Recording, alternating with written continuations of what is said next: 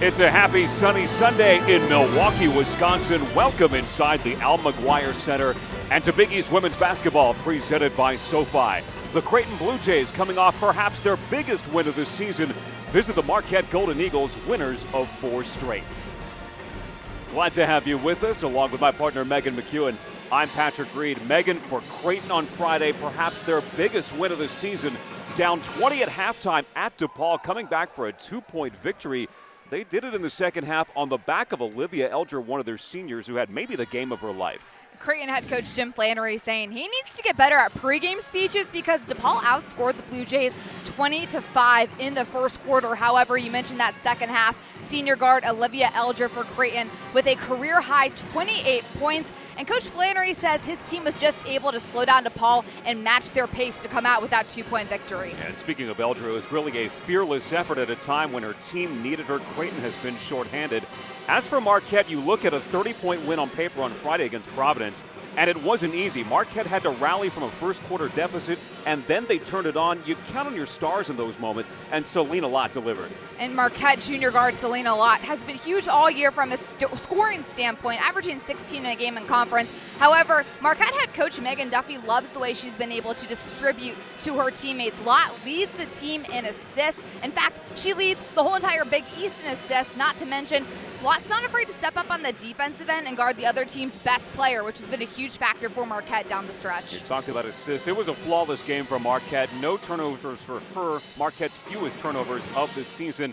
Mentioned earlier that Creighton has been shorthanded. The third member of our team, Johnny Soper, has more on new developments for the Blue Jays. Patrick and Megan, Creighton head coach Jim Flannery told us moments ago that their star senior forward Jalen Agnew will start this afternoon for the first time since suffering a concussion on January 17th against Seton Hall. She averaged 19 points per game for the Blue Jays before the injury. He did tell us, though, that she will be limited to maybe about 20 minutes today, but there is some wiggle room there. He said it will depend on what the trainers are telling them. Guys, the last time Creighton and Marquette played each other, Jalen Agnew had 27 points. Jim Flannery's team today entering play 14-7 overall, 6-4 in the Big East. It's been a struggle in recent weeks to deal with the depth issues, the players on the floor. His starting 5 today getting the infusion of Jalen Agnew, maybe one of the most valuable players in the Big East when you really look at her total body of work. In league play, 23.2 points per game. That's value. Incredibly impressive from the defense, from that scoring standpoint. She is the leading scorer for Creighton as well. Just the engine that gets her going. So I know Coach Flannery's very excited to have her back playing today. Megan Duffy rolling out the same starting 5 as she has throughout Big East play. We talked about Selena Lott early. Keep an eye on Lauren Van Cloonan. 7 double-figure games in Big East play. 12 points, 8 boards against Providence for the redshirt junior from Mason, Ohio. And it's Jordan King in control of the basketball for Marquette on its opening possession of the game. Jeffrey Smith, Karen Pence, Keith Miller are officials this afternoon. Marquette going right inside to Altia Anderson, who has the right shoulder wrapped up. Limited action for her in Friday night's win over Providence for Marquette, but they didn't need her. Got a good, well-rounded effort from all 11 players who saw time. So Anderson wasn't relied upon as she picks up a early personal foul. Double figures in 5 of 7 games for Altia Anderson. Gutting it out there today for Marquette. That first look at Jalen Agnew back in the lineup for the Blue Jays. Been dealing with a concussion and following symptoms for her. Jim Flannery said she'll play about 20 minutes today. Always hard to get back into it after a first game coming off an injury like that, but she's still staying confident taking that first shot of the possession for Creighton. Jordan King from deep. Touched everything but didn't go down for King. Scoring has not come easily for her as a freshman. She's been called on to do so many different things for Marquette. Initiating offensively. That's all going to come for King. Grig Lyon gets the Blue Jays on the board. And Grig Lyon doing a nice job. She had enough space to get that kind of mid-range jumper off at the elbow. Creighton's going to need her to continue to do that this afternoon. Sophomore Gracie Grig Lyon, just over 2 points per game, but has started all 21 games for the Blue Jays. Marquette was out of sync in its opening quarter against Providence on Friday as Anderson got tied up inside by Elder. Meanwhile, for Creighton, it was a first half they'd like to forget, a second half to remember as Jalen Agnew knocks down her first. And that's not somebody Marquette wants to get going. The second that Jalen Agnew sees a shot go, then there's at any point an opportunity for her to catch on fire in this game. Marquette wants to limit that. Lott trying to answer. Off the hands of Cloonan will stay on the baseline for Marquette. Marquette's bigs have been such a huge factor for in their success so far this season between Lauren Cloonan, number 42 in white, and Altia Anderson, number 20. Marquette wants to get the ball inside, but they can't force it inside. They want paint touches. They have a size advantage on a lot of Big East teams, a skill advantage at that position as well, as Cloonan will miss on the hook. We talked about Creighton with the first half to forget on Friday, trailed by 20, but then outscored DePaul 42-20 in the second half when they slowed down the Blue Demons to an uncharacteristic offensive output. Grig Lyon again from deep. King will carve her way through, offensive foul as Rembau hits the deck. An unfortunate offensive foul. Jordan King does a great job recognizing that nobody's picking her up in the fast break, decides to go for it. Good recognition by Lauren Cloonan as well, trying to set the screen, however, picks up that foul. Tough call for Marquette. The first for Cloonan, second for Marquette. With nearly 3 minutes gone of the opening quarter, Rembau rolls it out. Tatum Rembau, a nice game against DePaul Friday. And doing it without Agnew. Agnew through contact. Jalen Agnew with a couple of early buckets. And she's able to hit the three. She's also able to pump fake and get to the hoop like that. That's what makes her such a dangerous player for Creighton. Johnny mentioned in the open, 27 points against Marquette in the last meeting between these teams. Went the way of the Blue Jays in Omaha. Turnaround for Anderson rolls off. Marquette has missed its first 7 shots. Temi Sarda, well-experienced ball handler for the Blue Jays, finds Agnew open. She grabs the rebound. Sarda with the jumper inside. Temi Sarda giving the Blue Jays a 9-0 lead. Megan Duffy seeing the same picture she saw on Friday nights. Marquette had an answer. We'll see if they do here today in Milwaukee. You are watching Blue Jay basketball on Big East Digital Network. We're different here. We don't just get up for another day. We rise. We don't just work. We endeavor. We're women and men for and with others. We have hope, we believe, and we celebrate. Why are we different? So we can be the difference.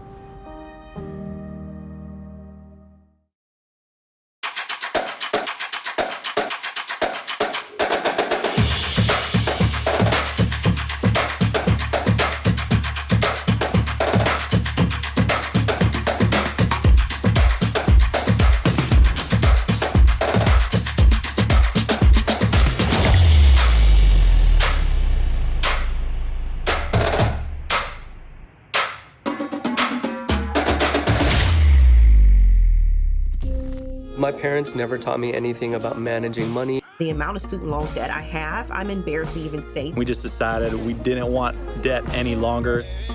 I didn't realize how easy investing could be. I'm picking companies that I believe in. I think SoFi Money is amazing. Thank you, SoFi. SoFi, thank you. We love you.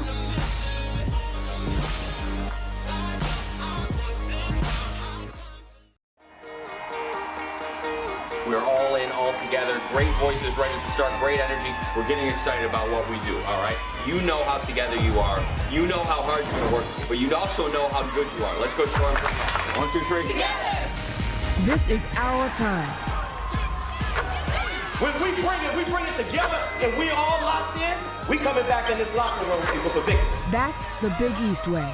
The 2020 Women's Basketball Tournament at Wintrust Arena. Get tickets now. Well, it's a hot start for the Creighton Blue Jays. First 9 points of the game, 4 of 8 from the field. Megan, it is a good start. What are they going to have to consider and guard against going down the rest of the way? Marquette leads the Big East in rebounds with about 40 a game, so that's always been a strength of theirs. But right now, Creighton out-rebounding the Golden Eagles 7-4, and they're getting second-chance opportunities. If Creighton is shooting as well as they are at this point in time, Marquette has to stay disciplined, box out, and not allow for those offensive rebounds and second-chance opportunities. At the moment, Creighton's been able to score 4 points off of those types of chances. Marquette, the best rebounding team in the Big East at both ends of the floor, when you look at by volume and by percentage opportunities. Cameron Taylor gets a look for Marquette. Freshman has made an impact in Big East play. Another offensive foul for the Golden Eagles. Great heads-up play by Carly Batchelor of Creighton. She beats Selena Lott to the spot, gets her feet outside of the circle. Great recognition, falls down, textbook charge by 22 in blue. Carly Batchelor making an impact on this Creighton team as she has become more comfortable with her minutes and with her role. Murata had hands in her way. Now it's King. And a hand check whistled against Michael Parham. That's the kind of possession Marquette needs. Chloe Murata on the defensive end does a good job moving her feet. She's able to tip that ball. Jordan King staying aggressive, going to the basket, and picks up the foul. For Marquette and Megan Duffy, it's going to be looking to get Chloe Murata into a position where she can produce, stay on the floor. Foul outs are sometimes a problem for her. She's fouled out 3 times this season, including Friday against Providence. Much of that because she's so aggressive. When she goes to the basket, she's trying to get every rebound and every putback opportunity. Getting position on the inside. The double comes her way. Taylor kicks it back out as King carves in with 5 on the shot clock. Taylor the hand of the basketball. Second chance here for Marquette. Still looking for the first bucket of the game. Marquette 4th in the Big East in scoring. Scored 74 points over the last 3 quarters on Friday. King will get it started. What a play by King. She kind of hesitates, dribbles, realizes she has a lane, and is able to get to the cup and score easily. A mature move by the freshman. Shows you why she's that Big East preseason freshman of the year. 4 for 8 start from the floor for the Blue Jays. Here's Elder's first look.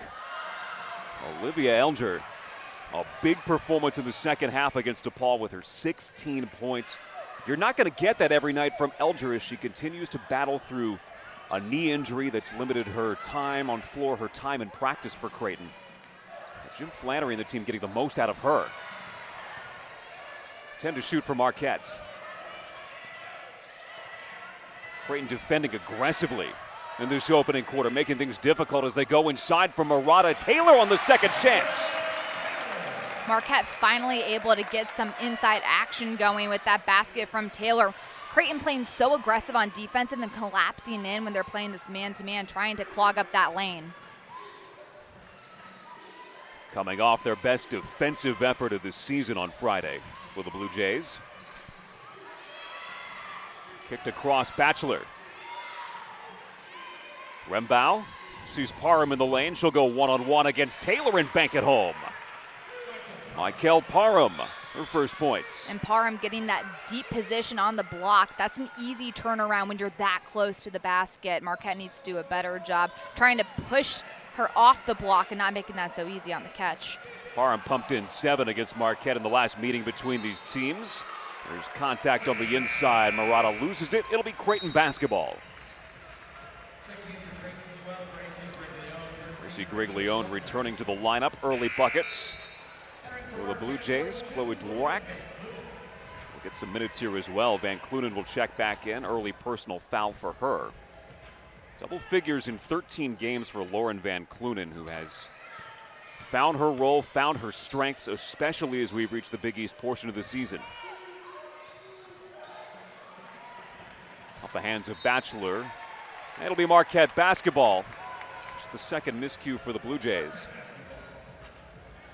So look at Megan Duffy, and again, her team had to weather an early storm on Friday, but they found their stride second, third, fourth quarter, and especially in the second, outscoring Providence 24-7. I think both coaches will agree after their Friday night games. Their happy basketball is a 40-minute game. Story of quarters, story of halves, and I think even more interesting in the college women's game to have the game broken up into those 4 quarters like the professional game. There's kind of a new start every time. And your mindset adjusts with those types of breaks. So as a team, you're breaking down this first quarter, we won it, this to that, and you want to make sure you're winning each quarter. And if you win every quarter, you win the ball game. Simple math, Patrick. That's right. I'm not a math guy. I'm not a math whiz. I don't know about you. I'm not a whiz either. Oh, there you go. Leave it to the experts. Yes. And my iPhone calculator. 5 to shoot for the Jays. Rachel Saunders traveling with the basketball. Saunders has spent some time on the shelf. One of 3 injuries that Jim Flannery has had to deal with in the second half of the month of January that saw Creighton's season go sideways for just a little while. They had lost 3 of 4 going into Friday's game. They're thought to be a team that would be in the NCAA tournament field. Of course, still another month of the season to decide. We'll be moving on to March. One thing's for sure, beating 11th ranked DePaul is going to do way more good than harm. That's right. Huge for the huge resume booster. If you break it down into quadrants, Creighton has more quadrant 1 games than any team in the Big East. Norelle Lubo. Plenty of minutes in Big East play for her, 21 of them on Friday against Providence, just the 1 point. Not developed into the offensive player yet, but so many other things. Takes care of the ball, plays well on the defensive end. And Taylor is fouled in the lane. A minute 27 left in this first quarter, and that marks one of the very few fouls Creighton's picked up inside the lane. They're clogging that lane because that's been Marquette's bread and butter this season, getting the ball down low to its post players. As you see when Taylor catches the ball, 3 blue players all around her, collapsing. Creighton desperately trying to make sure Marquette doesn't have a day down low in the block. And it was the guard Dworak on the mismatch who picked up the personal foul. 15 points for Cameron Taylor Friday. Rough shooting night for her. 5 of 14 from the field, which has not been a characteristic of her season. 5th in the Big East in field goal percentage coming in, but she kept shooting. And that's a good thing to build confidence for a player at her stage. It's so important for players to have amnesia in this ball game, especially when it comes to missing shots, because you have to keep shooting. Shoot or shoot. Simple as that. If you miss them, it doesn't matter. Coaches want you to keep shooting because odds are you're going to make the next one. She's the confidence of her teammates to keep feeding her as well, which is also a part of it. Marquette's such an unselfish team. Creighton showing those characteristics on this possession. Skipped across for Saunders.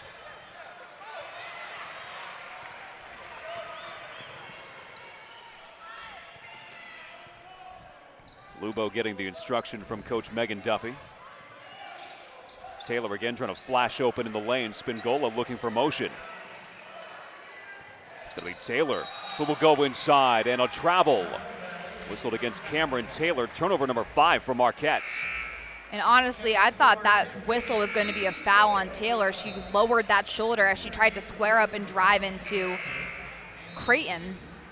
Not a great turnover. Marquette Bags need to be a little more patient down low. The lane's really clogged right now, as I've mentioned. Let the game come to you. Try to get the ball outside and maybe knock down a couple of outside shots to try to get that lane back open again. And Megan, if it had been a foul, it would have been the 3rd offensive foul against Marquette in this quarter alone.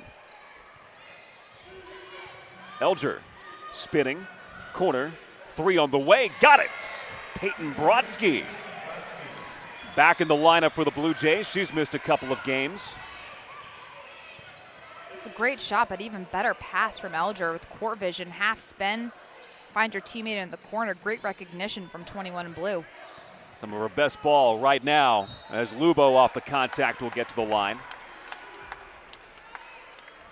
4th foul against the Blue Jays. be Brodsky's first. And Lubo doing a great job finding the lane, absorbing that contact, and she still puts the ball in the air as if she's going to make it. A lot of times players drive in and they shoot the ball expecting to get fouled and will end up, the ball will go nowhere near the hoop. But she does a nice job trying to still make the basket and still try to get in an and-one position. I think what's interesting with this freshman group from Marquette, you look at a player like Narelle Lubo, you look at Jordan King, they don't look like freshmen. They can draw that contact. They are physically well built. And in a conference like the Big East, if you want to play as a freshman, you have to have that body type and that strength. Spot up from Elder. Olivia Elder, 0 for her first 2 chances. Well, Jim Flannery's team continuing where they left off on Friday nights. Peyton Brodsky back to the lineup and back to the bottom as she knocks it down from deep. The Blue Jays with the lead at the end of 1. You're watching Creighton basketball on the Big East Digital Network.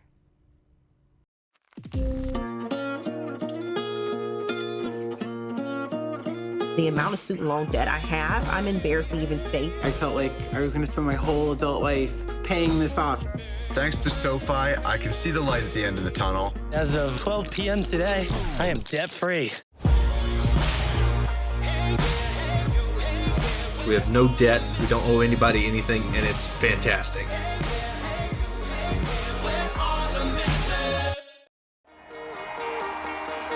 We're all in, all together. Great voices ready to start, great energy. We're getting excited about what we do, all right? You know how together you are. You know how hard you're gonna work, but you also know how good you are. Let's go show them. 1, 2, 3. Together!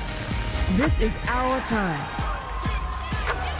When we bring it together and we all locked in, we coming back in this locker room with a victory. That's the Big East way.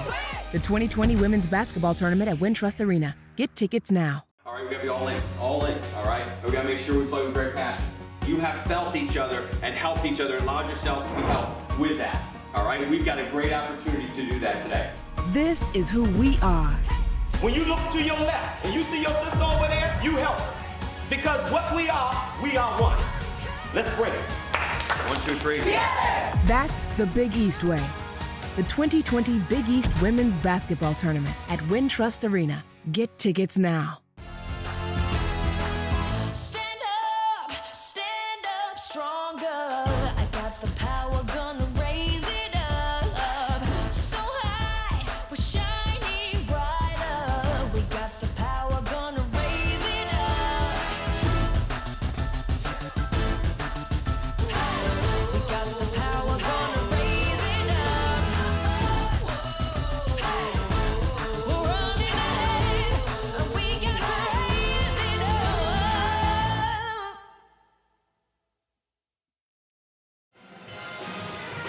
Alizea Blockton is Marquette women's basketball.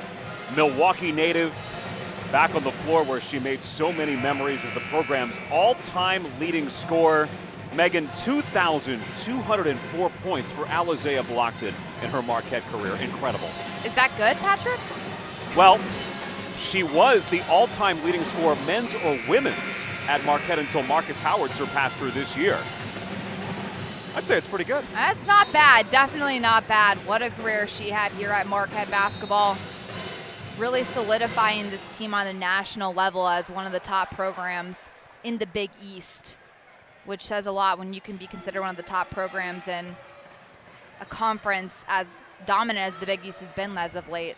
Sarda off balance.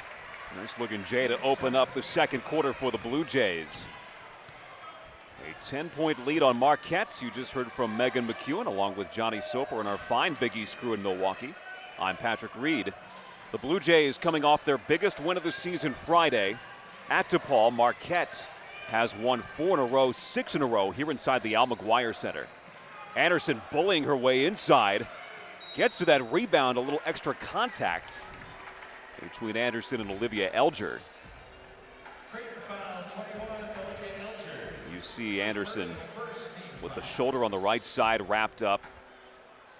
Wasn't counted on much on Friday, trying to gut out some additional minutes here today. They really didn't need Altia Anderson on Friday. Other things were clicking, so she didn't have to log the minutes she's been logging. Van Cloonan, tough there.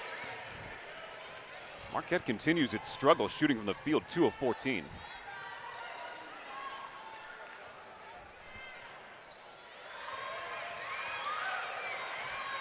Offensive rebounding key on this possession. Sarda is fouled from outside the arc. She'll step to the line to shoot 3. Now that is not a smart foul. Anderson taking the bait. You have to let the shooter land when they take off and shoot that. Practically runs her over. Not a smart play by Anderson. That's uncharacteristic for Altia Anderson, who has been one of the smartest players in this team and has proven it all season long. Kind of caught out of position. That's what the Marquette coaching staff is talking to her right now about. As Megan Duffy looks on, with Anderson settled behind her. And looking in at Temi Sarda, the junior from Lakeville, Minnesota, who has developed nicely in her 3 years at Creighton. 11 points for her on Friday. She turned it over 7 times, which is not what you want to see, but Sarda's been pretty good taking care of the basketball and adapting to different roles for this team.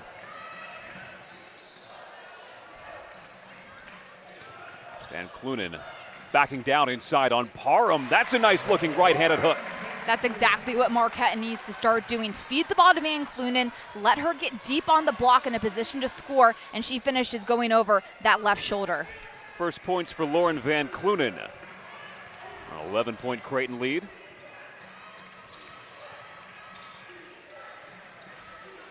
Jays have won the last 2 meetings between these teams. Elder on this, Agnew on the spot up. Agnew getting some more minutes in the second quarter. Seeing her time a little bit limited in the first, which is what we expected when we talked to Jim Flannery pregame.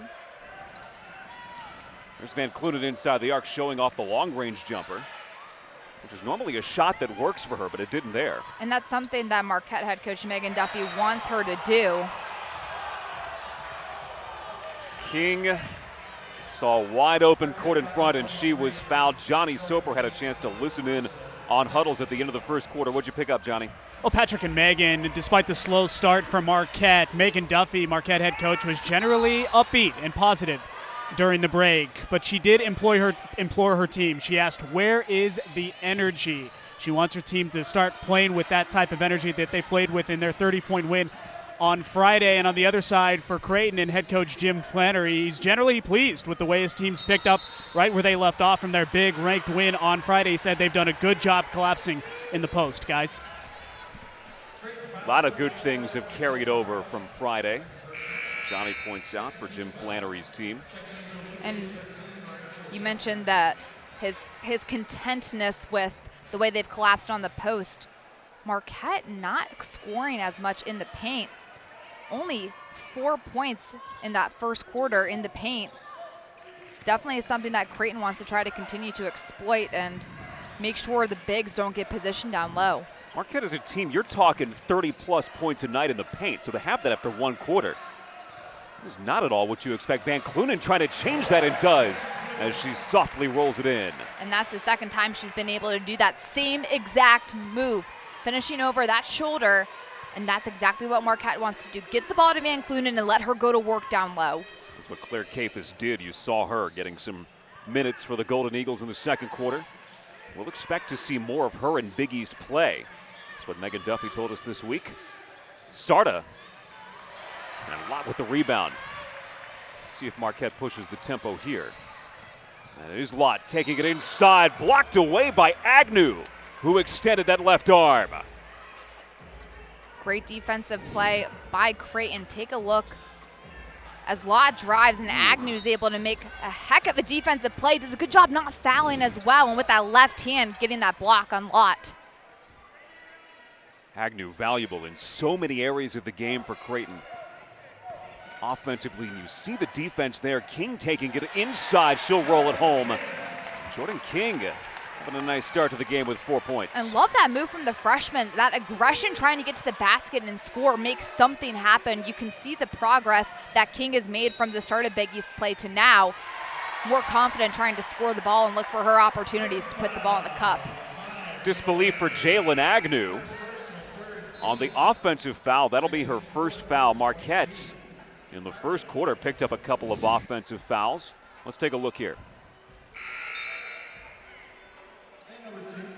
Well, and Lott does a good job trying to get through that screen and not let that happen. And as Agnew's trying to set up that screen and rub her man off at the screen, commits the foul. It was almost a football stiff arm for Jalen Agnew on Super Bowl Sunday. She is a diehard Kansas City Chiefs fan. Well, in that case, that was definitely a football move a little bit. She's got that on the mind. Turning around is Van Cloonan. Lauren Van Cloonan getting in rhythm. And that's such an impressive move for Van Cloonan. Take a look at how far she was. She wasn't on the block. She was right in the center of that Big East in the middle of the paint. Great finish by 42 in white. Lauren Van Cloonan has a sneaky, versatile offensive game. Lott got a piece of that shot from Sarda. Hands it away from Batchelor. It's off Lott. It'll go back to Creighton. Last touched by Selena Lott. Lott scoreless so far in this ball game, despite the fact that she leads the team in scoring. However, she's done two big things in the last two possessions. She got a big rebound and was able to get down and put Marquette in a scoring position, and then to come up with the play right there. Although it ended up in a turnover, still she's doing big things on the defensive end despite not being productive on the offensive end. Talk about offense. Marquette has scored the last 8 points. Creighton had the first bucket of the second quarter. Well, they've been held scoreless since, missing their last 5 shots. Carly Batchelor couldn't change it. Rejected by Kafis. What about that defensive play for Claire Kafis, the freshman? Lott now from the corner. Pinball's out.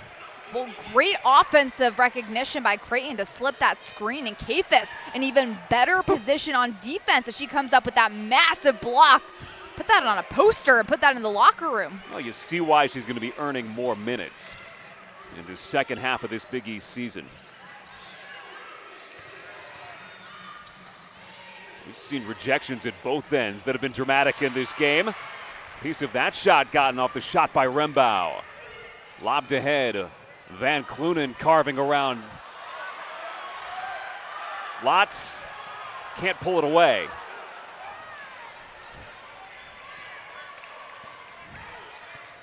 Four blue shirts were around Selena Lott.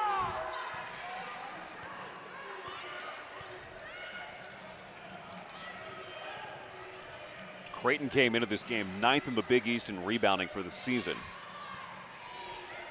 At -3.5 per game, but good rebounding on that possession. Inside, it's Batchelor drawing contact, offensive foul. A lot of defense for Claire Kafis in this second quarter. If you're a freshman, here's how you get minutes. Take a look, Kafis with the big block, coming up on the other end with the charge. Big time plays by the freshman. Get out of here. You're watching Marquette Women's Basketball on the Big East Digital Network. My parents never taught me anything about managing money. The amount of student loan debt I have, I'm embarrassed to even say. We just decided we didn't want debt any longer. I didn't realize how easy investing could be. I'm picking companies that I believe in. I think SoFi money is amazing. Thank you, SoFi. SoFi, thank you. We love you.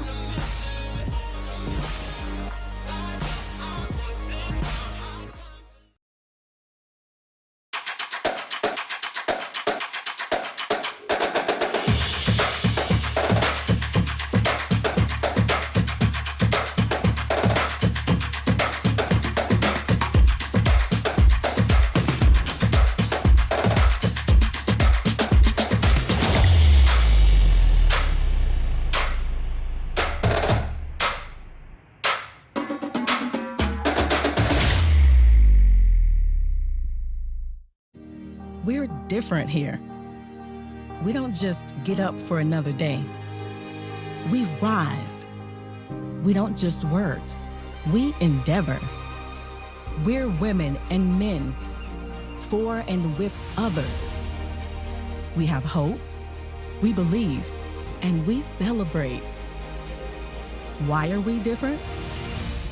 So we can be the difference.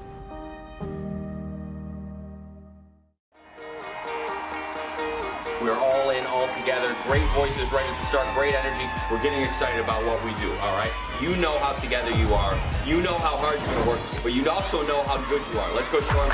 1, 2, 3. Together! This is our time. When we bring it together and we all locked in, we coming back in this locker room with a victory. That's the Big East way. The 2020 Women's Basketball Tournament at Wintrust Arena. Get tickets now. All right, we got to be all in, all right? We got to make sure we play with great passion. You have felt each other and helped each other and allowed yourselves to be helped with that, all right? We've got a great opportunity to do that today. This is who we are. When you look to your left and you see your sister over there, you help her. Because what we are one. Let's bring it. 1, 2, 3. Yeah! That's the Big East way. The 2020 Big East Women's Basketball Tournament at Wintrust Arena. Get tickets now. Tickets for the 2020 Big East Women's Basketball Championship presented by Jeep are now on sale, and groups of 15 can purchase single session tickets for just $8. To purchase those tickets and everything else, visit bigeast.com/WBB tickets.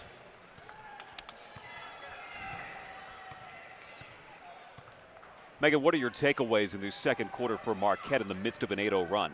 First and foremost, basketball is a game of runs, and what they've done well is they've gotten Van Cloonan involved. That's what Marquette head coach Megan Duffy wants to see Van Cloonan doing, facing up and hitting those jump shots. She's capable of it. They just got to get her going. She's now 3 for 9 in the game. They haven't stopped feeding her. Tatum Rembow splashdown. Van Cloonan put her arm down on that defensive possession, and Rembow says hand down, man down, knocks down the three. Have to keep a hand in the face of somebody who can shoot the ball the way Rembow is able to shoot. First bucket for Rembow, who had 9 against DePaul Friday. Stepping back, Spingola. Isabel Spingola trying to get it going after a game where she had just the 6 points. Maybe limited from the field against the Friars on Friday night. Shared the basketball well with 4 assists, no turnovers. Outstanding weekend last weekend for Spingola. Shalai Batchelor with the basketball and 8 to shoot. Sarda way outside waiting for that screen. Batchelor rolls off it. 1 to shoot for Sarda. Sarda just made something out of nothing. King, that was good defense too, but what a great shot. Even better shot by Sarda. Batchelor was an option on that side. Sarda from well behind the arc, taking Creighton's lead to now 11. But what does Marquette do at the other end? Continue to get it to Lauren Van Cloonan. And she'll step to the line to shoot 2.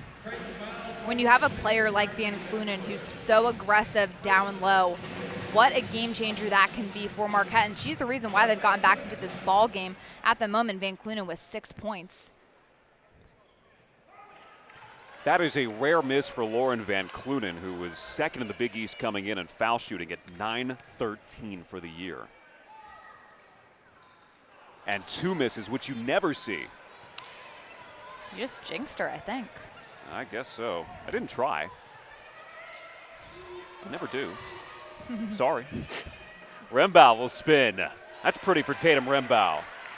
Rembow hitting a 3, which is going to cause the defenders to get closer up on her, and she drives right past her man to get to the bucket for 2. Another player for Jim Flannery's team that has really raised her level this season. Dealt with injuries in her career. Has been strong when they've needed her. Van Cloonan, the kick out for King's 3-point try. Yes, for Jordan King. Inside, outside basketball, so crucial for Marquette. Van Cloonan down low, doesn't have anything, doesn't force it up, gets it back out to King, who knocks down that 3. Great shot by the freshman. Marquette paint touches, make good things happen. At the other end, it's Brodsky with her second 3. What a shot, too. Again, it's not as if these 3s are wide open. Marquette's still there with a hand in the face, but what a finish. And a player in Brodsky who's been on the shelf as well. Getting into rhythm early here. Lott gets knocked down. Rembow comes to the basketball, and the possession arrow will keep it with Marquette. It looks like Selena Lott's foot just kind of gave out on her. She's a little slow to get up and is going to walk that off, but it literally looks as if her foot just gave out underneath. Oh, she steps on Rambow's foot. That's what happened on that one. And that doesn't feel good, I would tell you that, Patrick. Anytime you step on someone's foot and get that instability and twist that ankle a little bit, it hurts. But you've got to get up and keep moving. That's the thing. Otherwise, you get stiff, right? Yes. And Lott's going to go to the end there and get that checked out. But she got up pretty quickly. Was able to walk out a little bit. At least that's what the trainers always told me. When you're uncomfortable, get back up. Well, King getting comfortable in this game. Now has 9 points. Jordan King, absolutely fearless, getting to the cup and finishing. Kafis more defense. Van Cloonan sees her. Now King on the spot up from the left side. Van Cloonan the rebound. More contact on the inside. Creighton comes away with the basketball. Final 35 seconds of the opening half. Creighton's made 4 of their last 4 shots. They seem content to play this one out. It's in Elder's hands. Elder rolling to her left and then back on the step back. Elder buries it. That's worthy of a highlight reel. Gets the separation she needs by stepping back. Love that step back from Elder. Spingola looking to answer. It comes out. And then the horn sounds to end half number 1. The Creighton Blue Jays coming off their biggest win of the season Friday night. Keep it rolling in Milwaukee. Jim Flannery's team in control inside the Al McGuire Center. After 1 half of play, it's the Blue Jays 32, Marquette 19. You're watching Creighton basketball on the Big East Digital Network.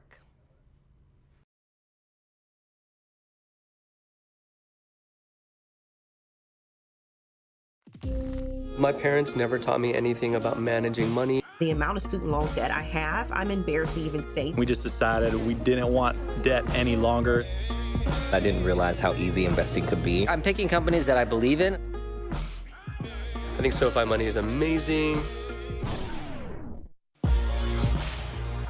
Thank you, SoFi. SoFi, thank you. We love you.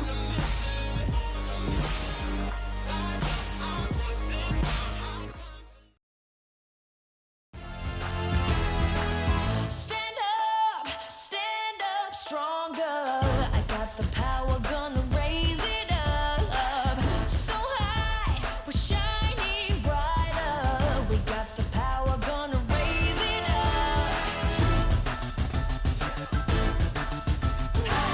We got the power, gonna raise it up. We're running ahead. We got to raise it up.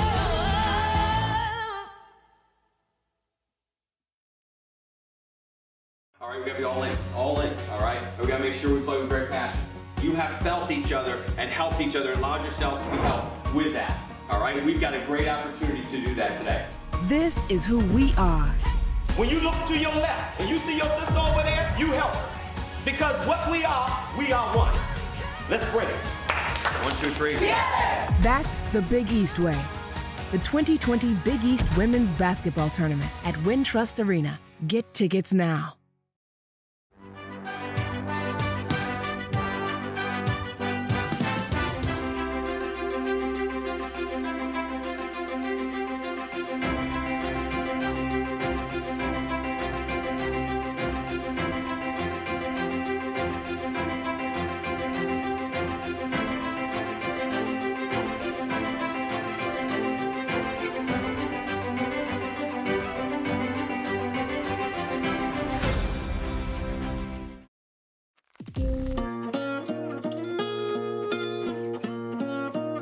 The amount of student loan debt I have, I'm embarrassed to even say. I felt like I was going to spend my whole adult life paying this off. Thanks to SoFi, I can see the light at the end of the tunnel. As of 12 p.m. today, I am debt-free. We have no debt, we don't owe anybody anything, and it's fantastic.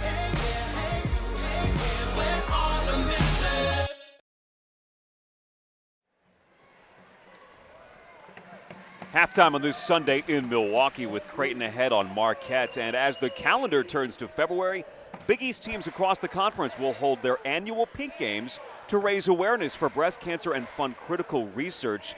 The Creighton men's basketball team kicked off the season of pink in Omaha last weekend, holding an event that has become an Omaha tradition and a sight to behold.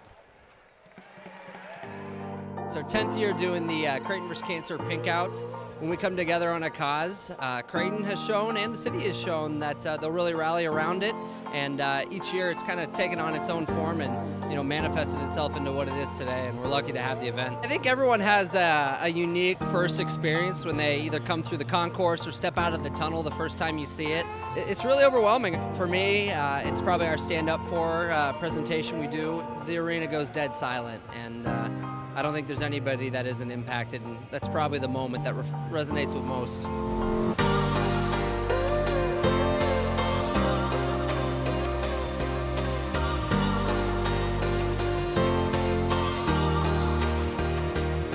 Everybody's either is celebrating a life in some respect today, whether it's someone that they've lost to this awful disease, someone that's beat it, or someone that's currently going through it. You're honoring someone. In my wildest dreams, I would have never guessed that the community and the media and everybody would have jumped on board with this like they have. When I'm done here someday, it'll be one of the proudest things I think that we've left behind.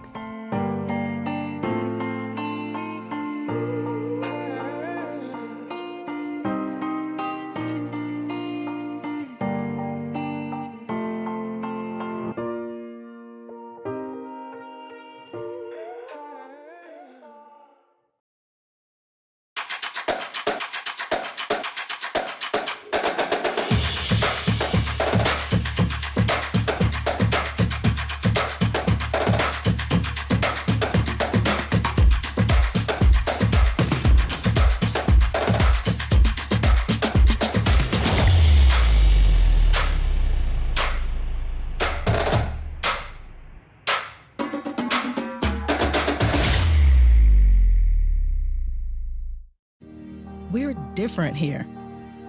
We don't just get up for another day. We rise. We don't just work. We endeavor. We're women and men for and with others. We have hope, we believe, and we celebrate. Why are we different? So we can be the difference. Creighton leading Marquette at halftime in Milwaukee as the Blue Jays look for their second win on this Lake Michigan road swing. We take a look at what happened around the Big East last week and our Big East Players of the Week. Lexi Held and Carly Batchelor matched up at Wintrust Arena on Friday. Batchelor's team coming away with the win, their biggest of the season. Lexi Held was, well, held down a little bit in that game, as was her DePaul team in total. The best scoring team in the Big East and one of the best in the country struggled, but hey, what a week for her last week. 20 points, and for Carly Batchelor coming into her own in a freshman season. Last week saw her at 15 and a half.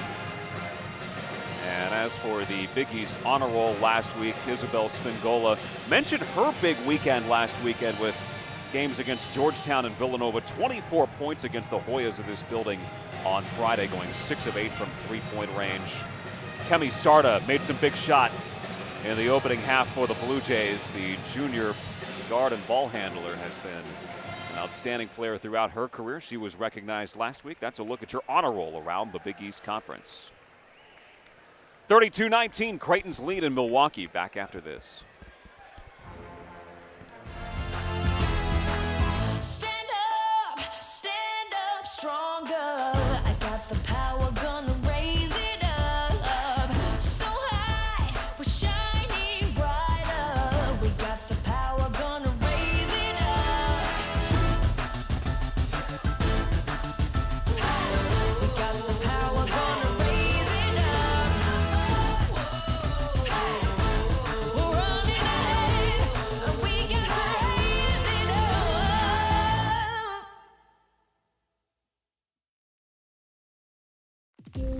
My parents never taught me anything about managing money. The amount of student loan debt I have, I'm embarrassed to even say. We just decided we didn't want debt any longer. I didn't realize how easy investing could be. I'm picking companies that I believe in. I think SoFi money is amazing. Thank you, SoFi. SoFi, thank you. We love you.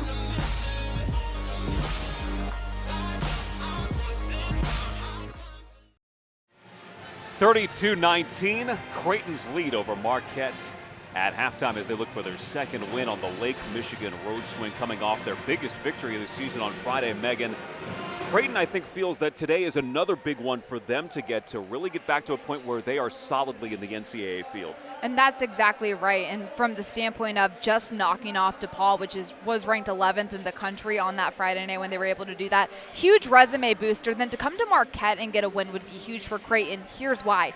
Getting road wins in the Big East is so difficult. You have to take care of winning at home, but if you're able to pick up a couple on the road, you have to make the NCAA tournament committee give them a little bit of attention. The NCAA tournament committee knows that, and they take notice of those types of things. Those are what we call resume boosters. As I mentioned earlier, if you broke the women's field into quadrants, Creighton would have the most quad one games in the Big East, playing their 9th today.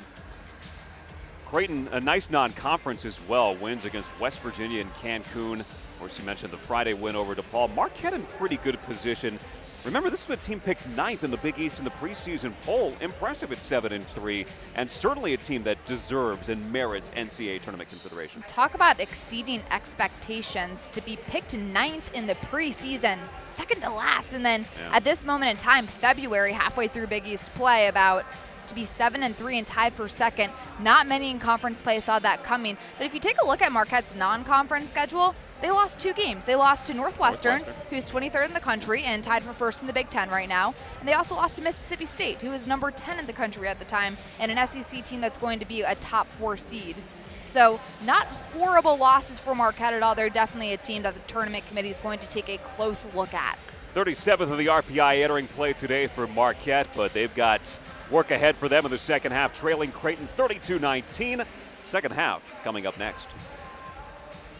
You are watching Blue Jay Basketball on Big East Digital Network.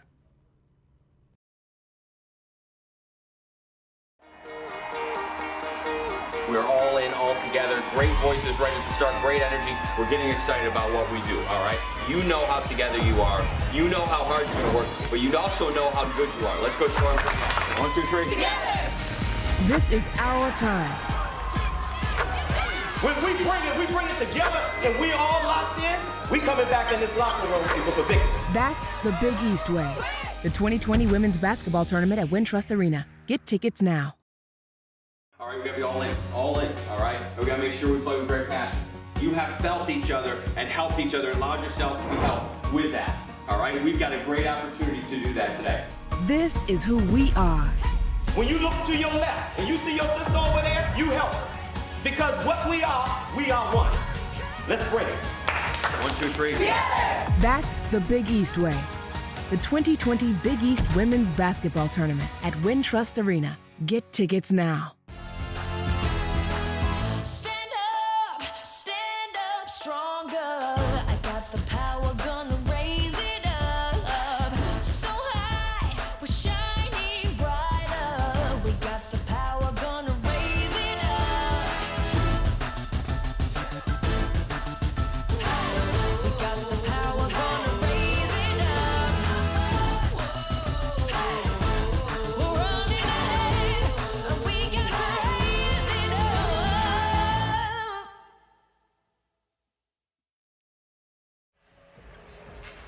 Creighton is in search of its 7th Big East win and trying to stop Marquette's 4-game winning streak. So far, so good here inside the Al McGuire Center in Milwaukee.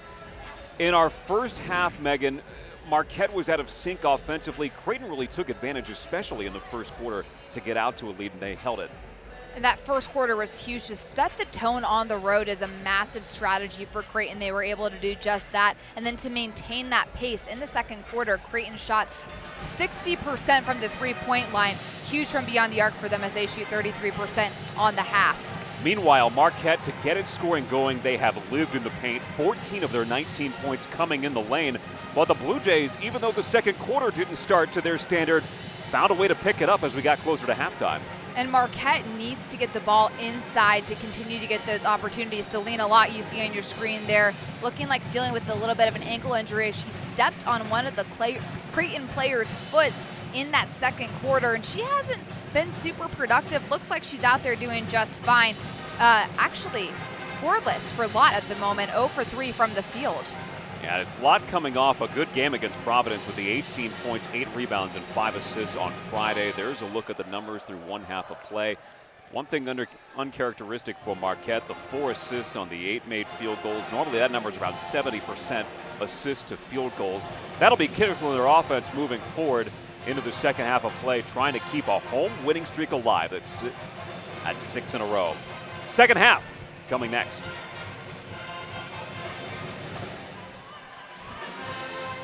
You're watching Creighton basketball on the Big East Digital Network. We're all in, all together. Great voices right at the start, great energy. We're getting excited about what we do, all right? You know how together you are. You know how hard you're going to work, but you also know how good you are. Let's go show them. 1, 2, 3. Together! This is our time. When we bring it together and we all locked in, we coming back in this locker room with a victory. That's the Big East way. The 2020 Women's Basketball Tournament at Wintrust Arena. Get tickets now.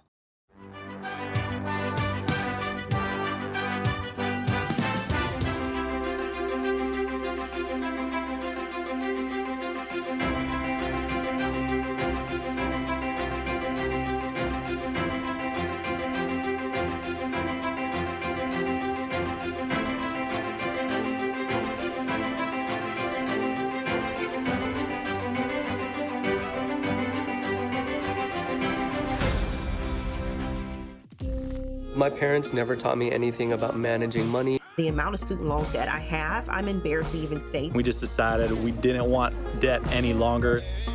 I didn't realize how easy investing could be. I'm picking companies that I believe in. I think SoFi money is amazing. Set for the second half, Creighton with a 32-19 lead on Marquette. Johnny Soper caught up with both coaches just before the start of the second half. Johnny, what do you have? Patrick and Megan, I just spoke with Marquette head coach Megan Duffy, and she said her team has just got to find confidence. And she said it's up to her in the second half to really bring that toughness out of her team. She said they have to do a better job of moving the ball side to side. They've been a little bit stagnant in the first half. Also spoke with Creighton head coach Jim Flannery going into halftime.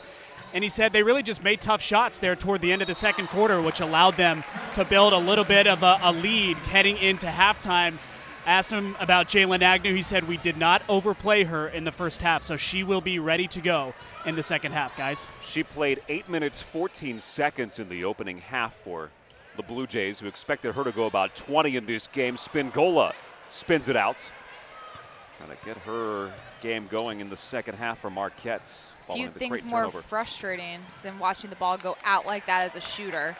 More Spingola's good had defense. 2 like that. More good defense coming that time from Altia Anderson. See the right shoulder bandaged up. We've reached kind of that point in the season where everybody's dealing with injuries. Creighton has certainly had issues with that the last few games as Lott goes to the hole. Lott looking good to start the second, coming off the ankle roll in the first half. Selena Lott, the leading scorer for this Marquette team. She's had a couple 30-point games so far in conference play. Take a look at the crossover finish at the cup. That's how you get things going in the second half. What a start for the junior. What a start, considering she stepped on a Creighton player foot in the second quarter, went off to the bench, had the ankle examined. Good way for her to start in quarter 3. And Marquette coming out in a little 3-quarter court press, trying to slow down and disrupt Creighton. It's not like Creighton hasn't dealt with enough of that. They were at DePaul Friday. We know that's how DePaul plays. Sarda misses off the front rim. Agnew can't keep it alive. It'll be Marquette basketball. DePaul wants to press the crap out of you for 40 minutes. Few things as a player are more exhausting than having to try to break a press possession after possession. And if Marquette can get their press going and try to chip away at this deficit, they could get back into this ball game. They're a team that can do that. They do not rely on that style of play, but they have the athletes to be able to press. Lots athletic to start the third. Great 2 buckets. Great play by Van Cloonan to recognize Lott cutting to the basket. A little give and go action as Lott gets back in the scoring column once again, second straight possession. Helpers for Marquette, so important. Rembow floating it up and uses the window. 7 points for Tatum Rembow.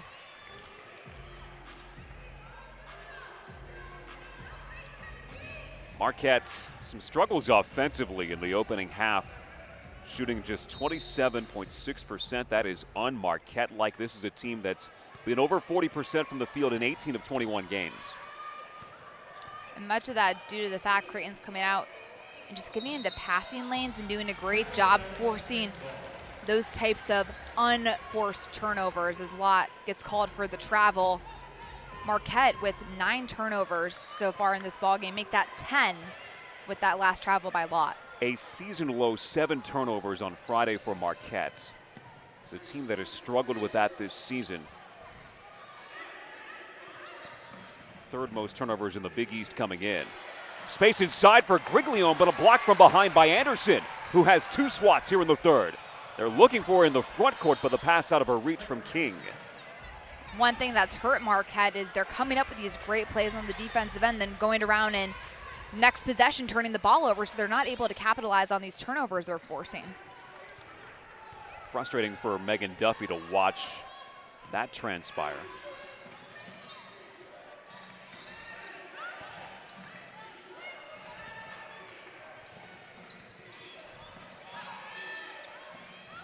Olivia Elder coming off the big effort Friday, trying to stir it up here in the third. Elder, a couple of points, 4 shots for her in the game.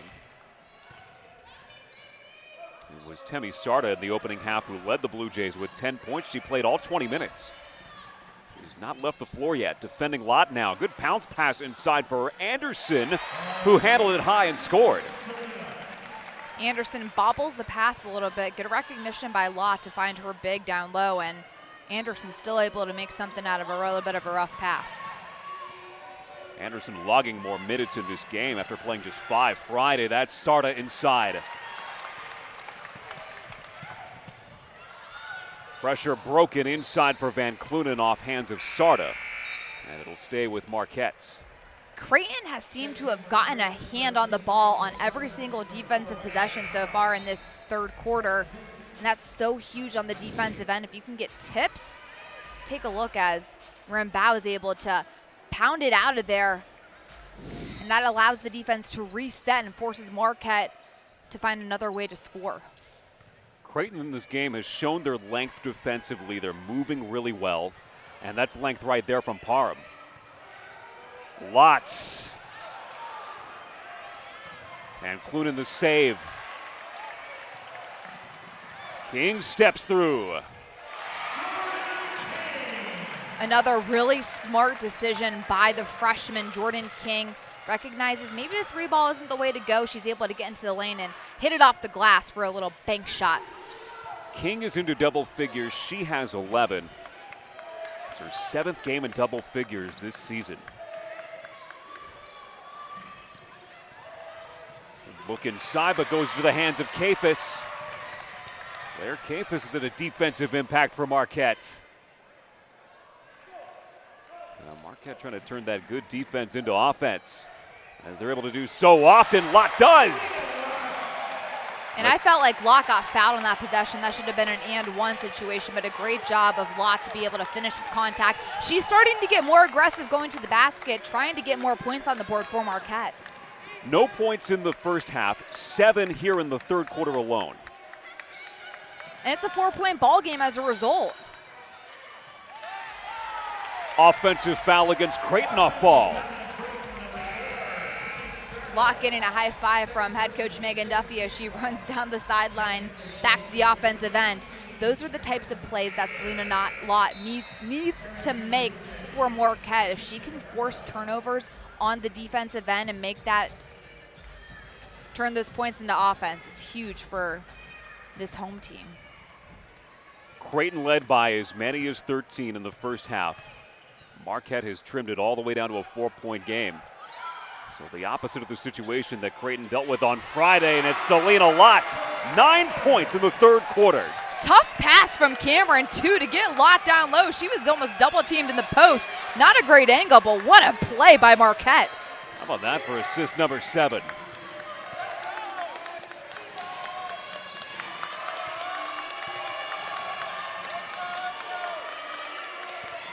Motion in front of Saunders.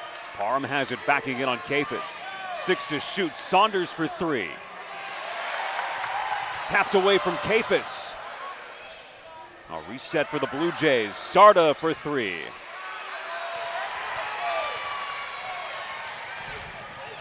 Spingola rolls it in transition for Marquette.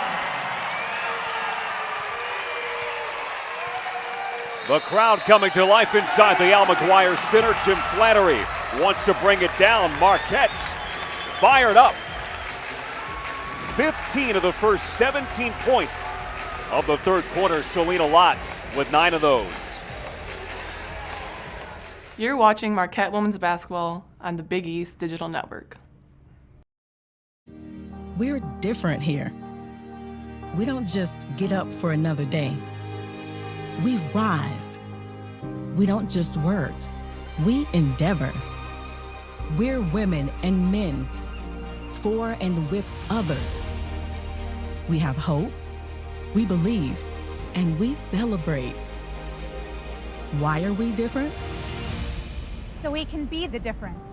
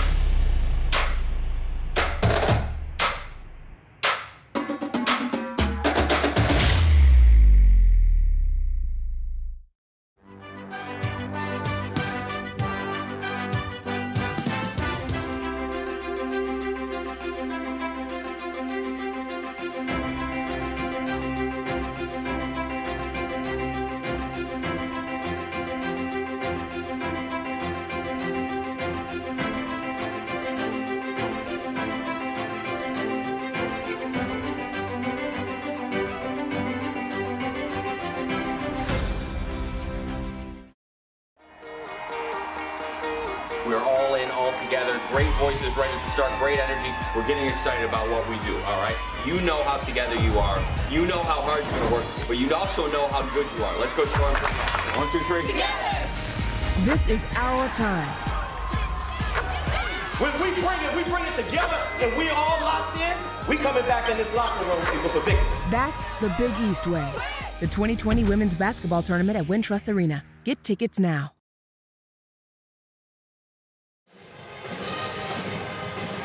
One of the things, Megan, that we mentioned in the show open is that this part of the season, you need your stars to shine. Selena Lott did just that on Friday to help turn the game around. Same story here today as we look at the third quarter where she has 9 points.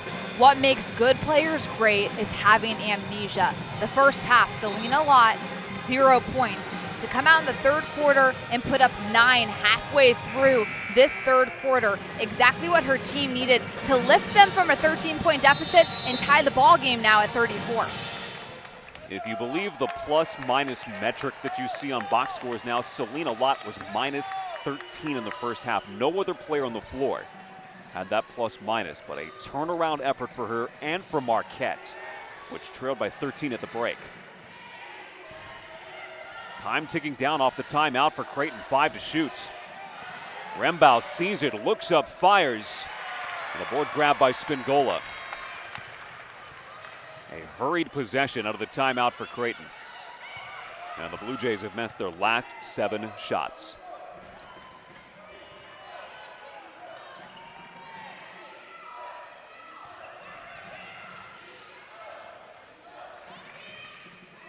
Taylor on the back down inside on Brodsky will draw contact.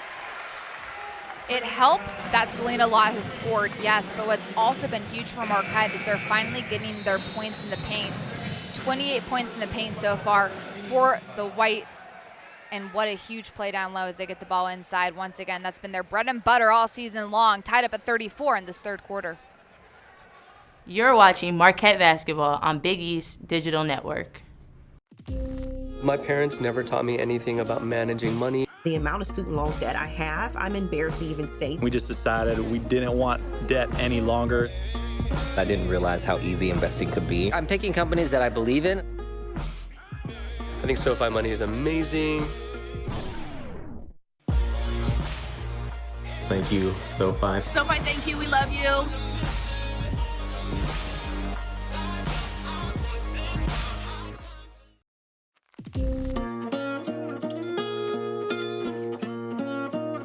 The amount of student loan debt I have, I'm embarrassed to even say. I felt like I was going to spend my whole adult life paying this off. Thanks to SoFi, I can see the light at the end of the tunnel. As of 12 p.m. today, I am debt-free. We have no debt, we don't owe anybody anything, and it's fantastic.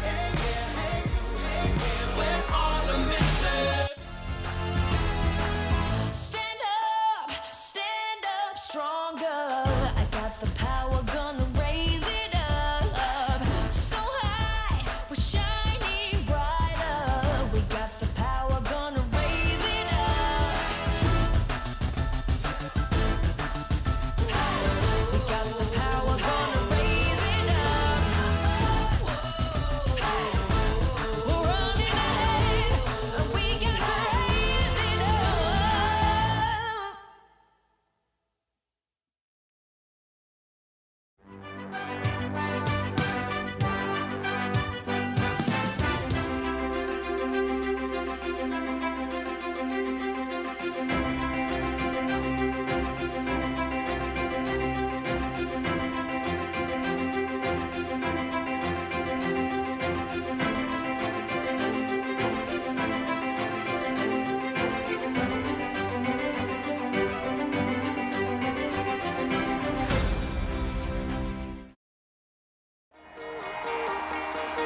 We're all in, all together. Great voices ready to start, great energy. We're getting excited about what we do, all right? You know how together you are. You know how hard you're going to work, but you also know how good you are. Let's go, Storm. 1, 2, 3. Together! This is our time. When we bring it together and we all locked in, we coming back in this locker room with a victory. That's the Big East way. The 2020 Women's Basketball Tournament at Wintrust Arena. Get tickets now. Welcome back to the Al McGuire Center. It's all tied up at 34 apiece. When we spoke with Creighton head coach Jim Flannery before the game, he said that their star freshman Carly Batchelor has really broke onto the scene as of late. She had 9 points in their win against DePaul on Friday, but prior to that had 2 double-doubles, and she was somebody who really stepped up in the absence of Jalen Agnew. She has 0 points thus far this afternoon, guys, and Coach Flannery said that even with Jalen Agnew returning into the lineup, he still expects Batchelor to be able to produce, and so far that hasn't happened. Guys? These are the ups and downs that freshmen go through as Batchelor has the rebound there. But the way that she's put herself out there among her teammates, the attitude she's brought, those are all bellwethers for future success. And credit Marquette on the defensive end. Batchelor only 0 for 2 so far this ball game. Only 2 shots for the freshman. So limiting her touches limits her productivity. Not a good space for her to get it in as Lott on the bounce pass ahead for spin goal is strong. Second try, foul from behind by Rembo. Again, Selena Lott, valuable on the offensive end, absolutely, but on the defensive end, doing so many good things, getting hands in passing lanes, forcing turnovers, and that's something Marquette head coach Megan Duffy loves about Lott, her leadership on the defensive end of the ball.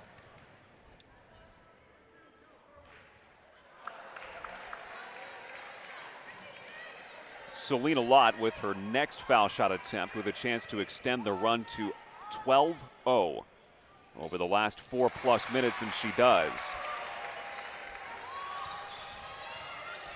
Again, this was a 13-point Creighton lead at halftime. It has been a 17-2 third quarter. Well, the Marquette Golden Eagles trying to win their 7th in a row at home.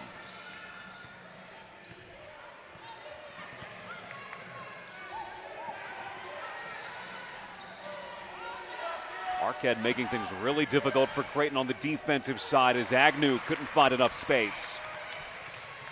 And back in the lineup for the first time for Agnew in a few games. She's logged more minutes than maybe a lot of us have expected. Agnew approaching 15, her shot misses. All of Agnew's points coming in the first quarter, 5 of them. In the opening quarter going 2 for her first 4. First game back from that concussion, as we've discussed. Sometimes it just takes time to get used to style play and pace of play. Taylor back up. Cameron Taylor sticking with it for Marquette, as she has 7.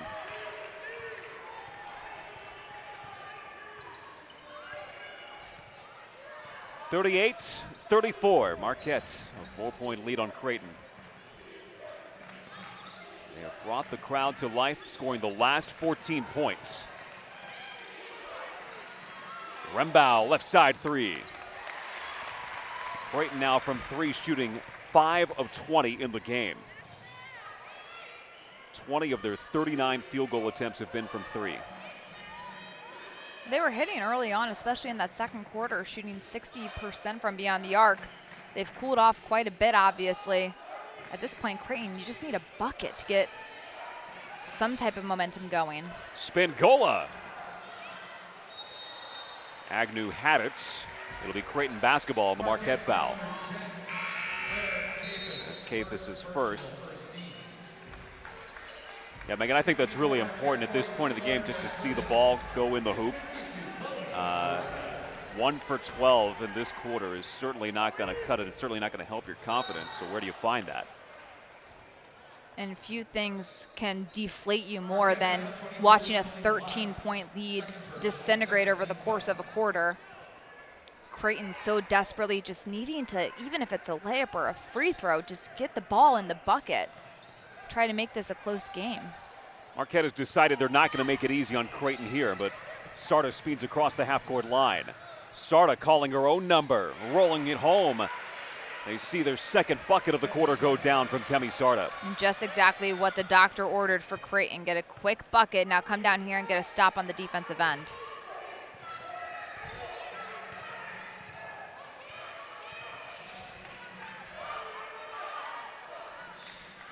Morata gets it back and travels with the basketball.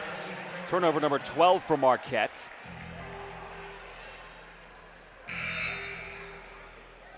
Jim Flannery's team looking for answers in the third quarter in a game where they had the double-digit halftime lead, playing 4 really good quarters of basketball in a row between 2 games. What you really want is all 40 of those minutes to be cloistered into one. And Creighton this season 14-7, 6-4 in the Big East, 5-5 away from home. Sarda again. Will Marquette have a final shot? They'll turn it over. Creighton will have 1.2 seconds to work with.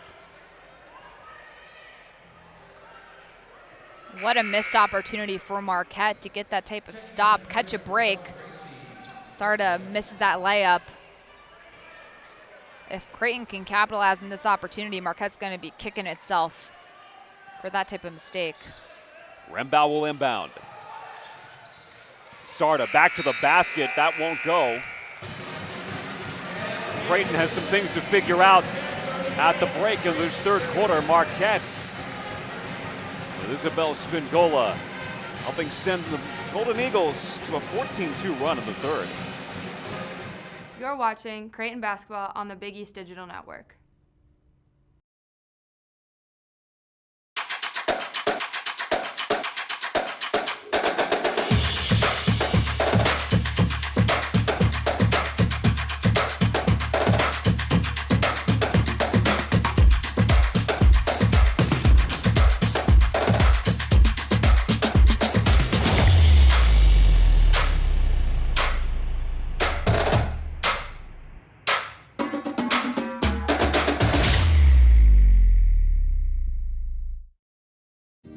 We're different here. We don't just get up for another day. We rise. We don't just work. We endeavor. We're women and men, for and with others.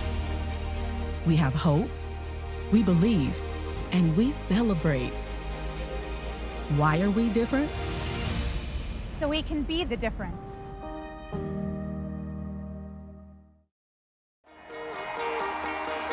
We're all in all together. together, great voices right at the start, great energy. We're getting excited about what we do, all right? You know how together you are. You know how hard you're going to work, but you also know how good you are. Let's go show them. 1, 2, 3. Together! This is our time. When we bring it together and we all locked in, we coming back in this locker room with a victory. That's the Big East way. The 2020 Women's Basketball Tournament at Wintrust Arena. Get tickets now. All right, we gotta be all in, all right? We gotta make sure we play with great passion. You have felt each other and helped each other and allowed yourselves to be helped with that, all right? We've got a great opportunity to do that today. This is who we are. When you look to your left and you see your sister over there, you help her. Because what we are one. Let's bring it. 1, 2, 3. Together! That's the Big East way. The 2020 Big East Women's Basketball Tournament at Wintrust Arena. Get tickets now.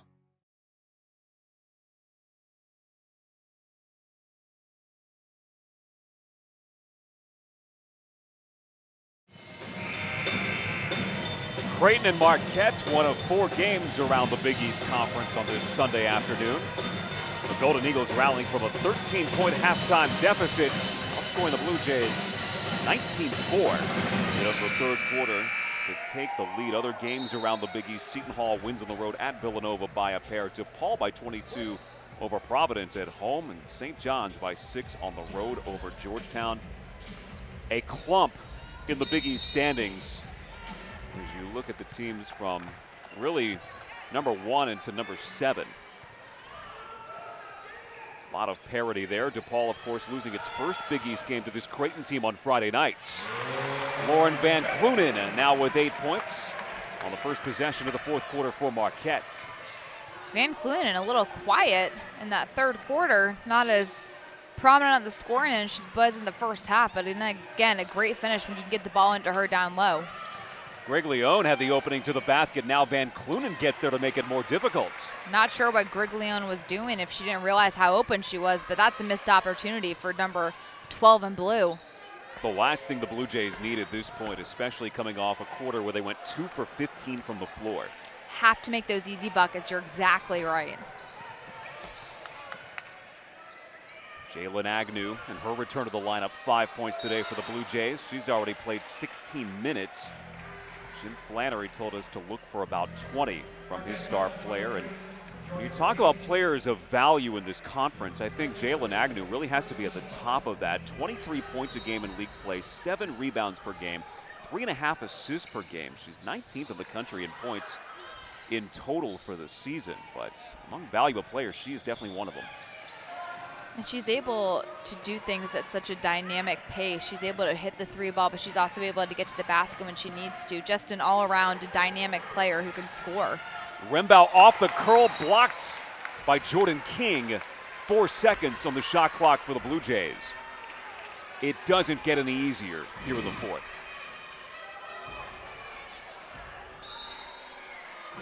King the swipe from behind. Marquette in the game. 6 blocked shots. And Agnew can't change Creighton's fortunes on this possession. Along with our fine Big East crew in Milwaukee and Megan McEwen and Johnny Soper, I'm Patrick Reed. We see a Marquette team trying to earn its 5th consecutive win and its 7th straight here inside the Al McGuire Center. Offensive foul. We'll send it the other way. Frustrating for Van Cloonan as she tries to reason with the ref as to why she was called for that foul, but types of things, again, that deflate you when you commit that type of turnover. I'm going to call it a turnover because it pretty much is. Those are the types of things Marquette, if they want to put this game away, they have to take advantage of those types of scoring opportunities. Agnew, armbar from Spingola. And that'll be Isabel Spingola's first. And maybe this is going to be the key here for Creighton. A player like Agnew driving into the lane, drawing fouls, getting to the line. The Blue Jays have only been to the line 1 time in this game, and it was Temi Sarda who shot 3 on a 3-point attempt in the first half. Meanwhile, Marquette 5 of 11. That's where a game can change. Here's Sarda from the corner. Yes! And a pump of the fist for Temi Sarda. Huge shot by Sarda. Does a good job recognizing that she has the space to get that shot off. little corner pocket three to get this game to a 1-point game. And then Lott with an answer. Selena Lott in double figures for Marquette. She has 12. And this is a time of the game where Coach Duffy wants to see Selena Lott take over. Make smart moves, be a junior, be our leader, and be our leading scorer. And it starts here on the defensive end for Lott, who is so engaged there. Marquette basketball here on the turnover by Griglio.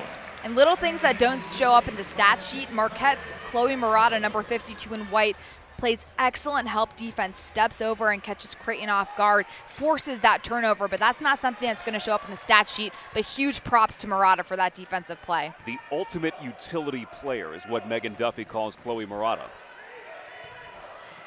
Van Cloonan sees her flash open. It'll be Creighton basketball.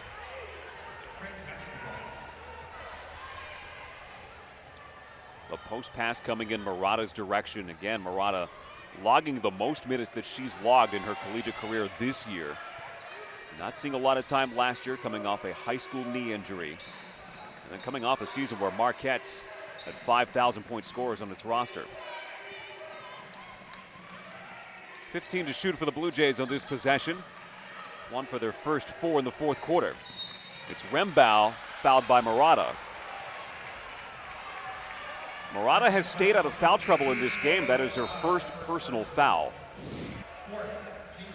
Rembau with the advantage when it comes to quickness against Murata. She recognizes that as she makes that quick move to the basket. 4 fouls on Marquette in the fourth quarter. One more as Creighton in the bonus. In a game like this, it's going to be so important.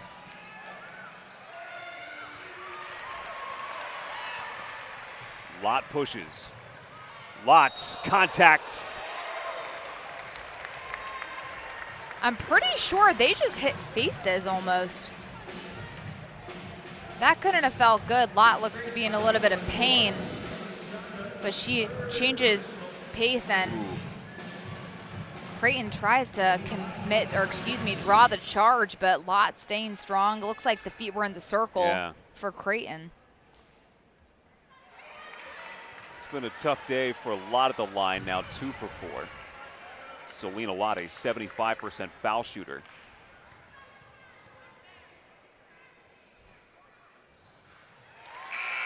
Make it now 13 points for Selena Lott, all of them coming in the second half. Rachel Saunders will check back in for Jalen Agnew. Jim Flannery will limit her minutes now, and we will certainly see more of Agnew in the final half of this fourth quarter.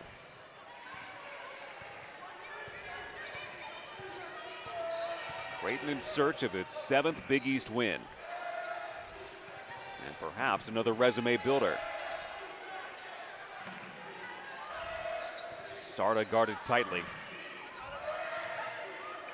Spingola on Rembau. Rembau skipping across, travels. And Rembau just trying to get a little too fancy on that possession. Doesn't quite seem like she had her mind made up if she wanted to shoot it or if she wanted to pass it.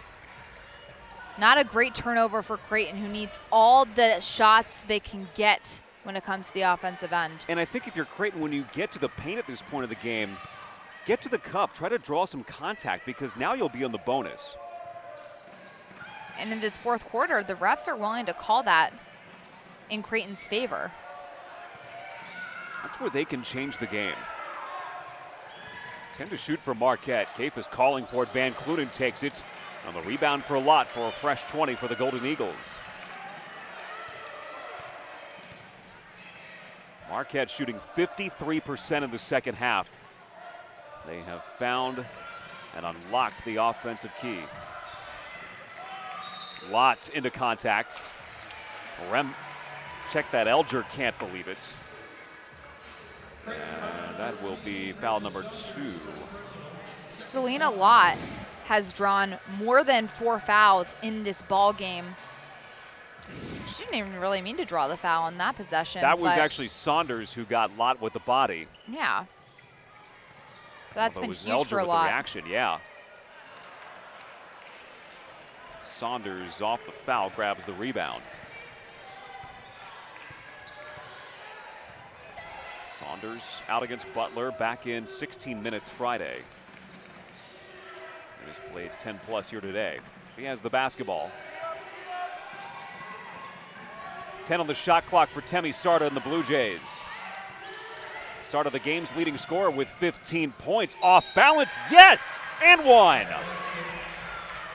Great recognition by Sarda to pull back, not go all the way, see some big bodies down low, decides to pull up, and she gets fouled. Take a look. Hits a tough shot. That little mid-range jumper about 10, 15 feet, that's hard to knock down as is, but let alone when you get hit like that. Great play by 4 in blue. Outstanding body control for Sarda to get it falling away. And now 17 points for Temi Sarda, and number 18 won't go down. But now also key is that Marquette has 5 fouls. And so the Blue Jays, if they can get to the line, can make even more of a dent. It's a 2-point game. King is left alone, and she'll drive left side. And into contact, knocked down. This time, it's Elder's foul. Creighton has clawed its way back into the game. After being outscored 19-4 in the third quarter, the Blue Jays 5-5 in the fourth. Megan Duffy's team trying to hang on at home. You're watching Creighton basketball on the Big East Digital Network. We're different here. We don't just get up for another day. We rise. We don't just work. We endeavor. We're women and men, for and with others. We have hope, we believe, and we celebrate. Why are we different? So we can be the difference.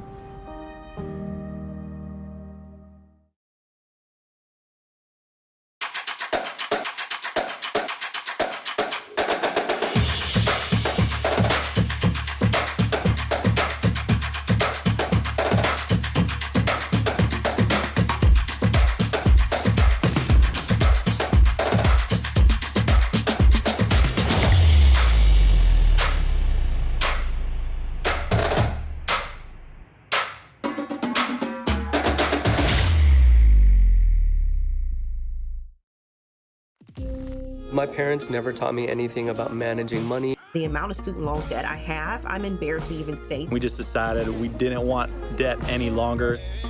I didn't realize how easy investing could be. I'm picking companies that I believe in. I think SoFi money is amazing.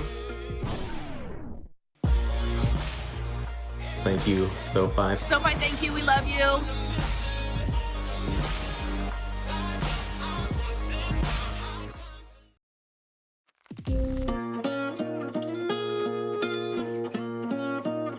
The amount of student loan debt I have, I'm embarrassed to even say. I felt like I was going to spend my whole adult life paying this off.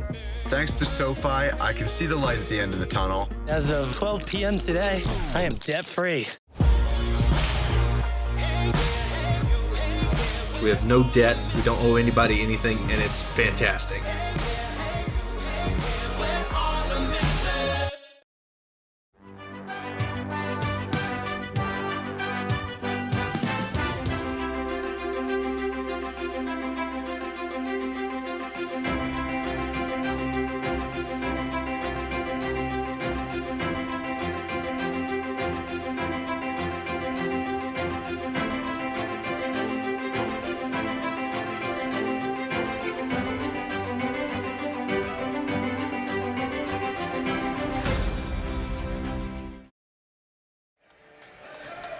In Marquette's comeback in the second half, Megan, when we look at the stat sheet, what is the thing that stands out most to you? Points in the paint Yes. has been huge for Marquette, 34 so far. Not something, an area they were successful in that first half, but to put 34 points in the paint, huge for this home team. Not to mention the rebounding out-rebounding Creighton 40-24 right now. All of these things have been Marquette's MO offensively this season. The task at hand right now is 5 seconds on the shot clock. Carving it is Lott, lost the basketball, and it's a turnover and a travel. Going back to those points in the paint, remember this was a game where Marquette trailed 14-6 at the end of the first quarter. Marquette 4 paint points in that quarter. And since then, in their comeback, that has been a key to their success to get to where we are now with a 2-point Marquette lead. Creighton trying to change that on this possession.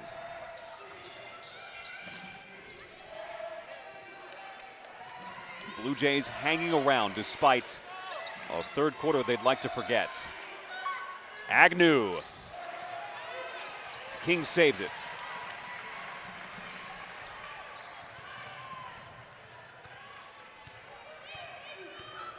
For Marquette, this might be an example of a game that they grind out. It's not usually how they do things, but they can win different ways. Taylor through contact.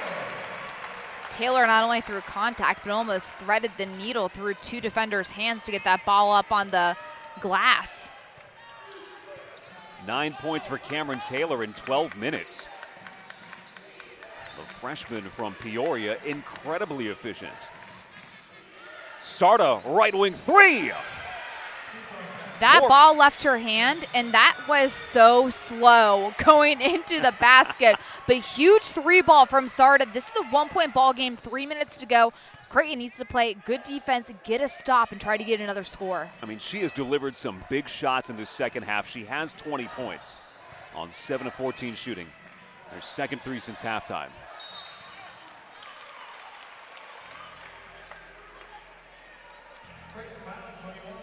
Fourth foul on the Blue Jays of the quarter, and the third on Olivia Elder. 2 points for Elder in 28 minutes. Sarda feeling the big game energy in this game. It's 17 the last time she met with Marquette. Trouble for Lotz. Blue shirts come to her. Possession arrow will favor the Blue Jays.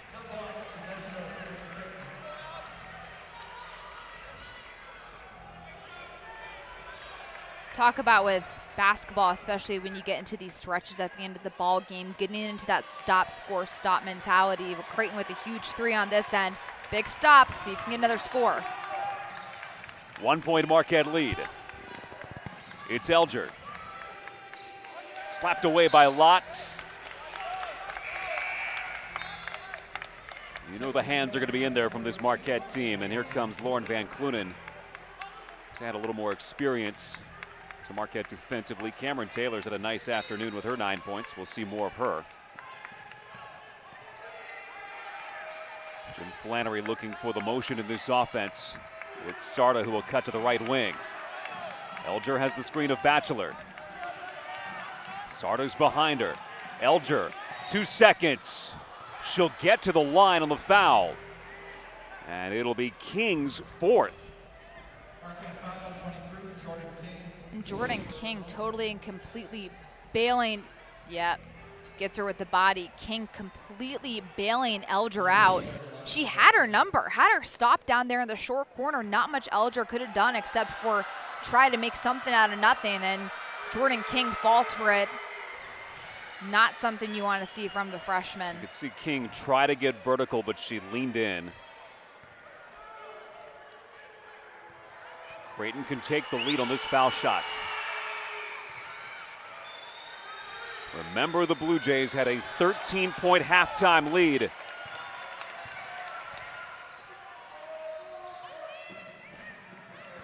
Here's Kafis.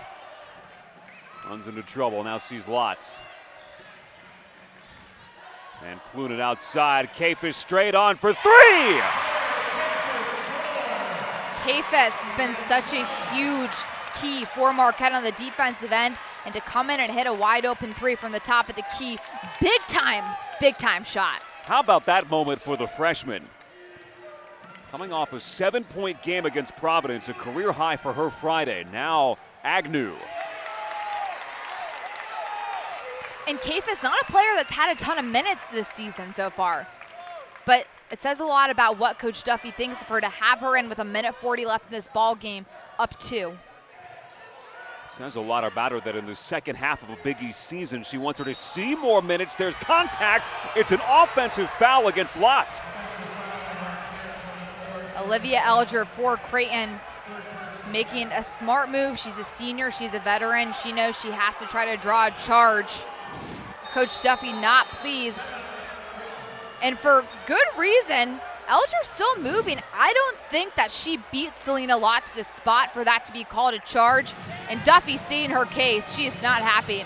Says that's twice now. Megan Duffy getting a long leash from the officials.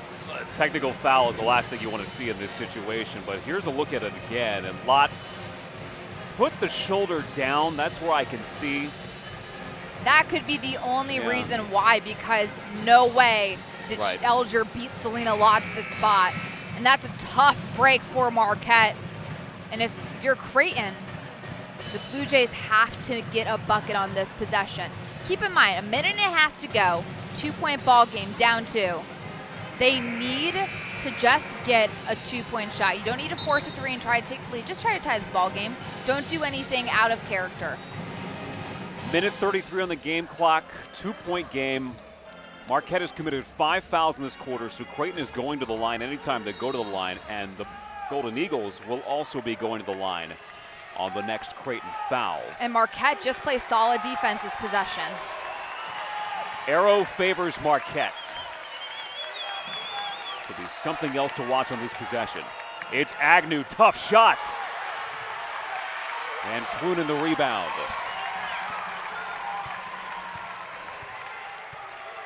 48-46 Marquette.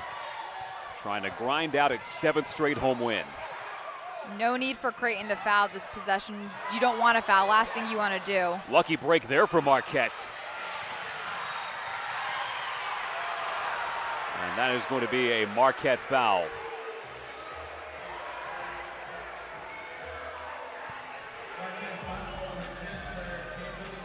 Second for Cephas. And there's the scramble. Bit of a scramble.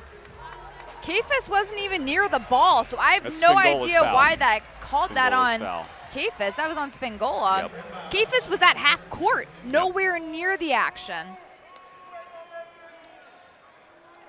It is still officially Cephas' foul. Marquette is over the limit.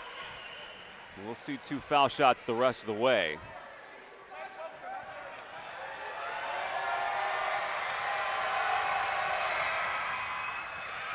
Tatum Rimbaud tying the game at 48.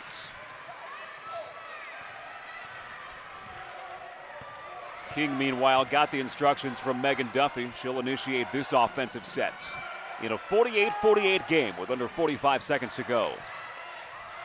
Pass across. Spingola looking for the cutter. There's a whistle. Megan Duffy wants to reset with 12 seconds on the shot clock. Marquette will have a couple of timeouts left.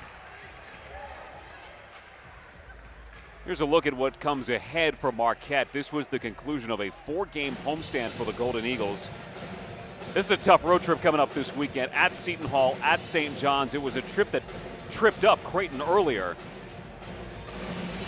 Seton Hall and St. John's both losing in this building, but that's not a place really anybody wants to go. And you talk about the 2 toughest road trips in the Big East right now, probably DePaul, Marquette, Seton Hall, St. John's. Any conference road game is tough, especially this time of year. Halfway through conference play, everybody's beat up. Everyone's tired. And Marquette needing to try to get a bucket, try to draw a foul, get to the line. Anything you can do to get points on the scoreboard. And on the flip side, Creighton, do not foul. 9 to shoot. As Lott will take it to the baseline and score. Great decision by Selena Lott. Knows she has a lane, knows she has a quick first step as she gets and finishes with that 2. And a great play going after the freshman. Batchelor beats her to the spot. Now Creighton calls a timeout. Under 2 minutes to go in the 4th quarter, they'll advance the ball.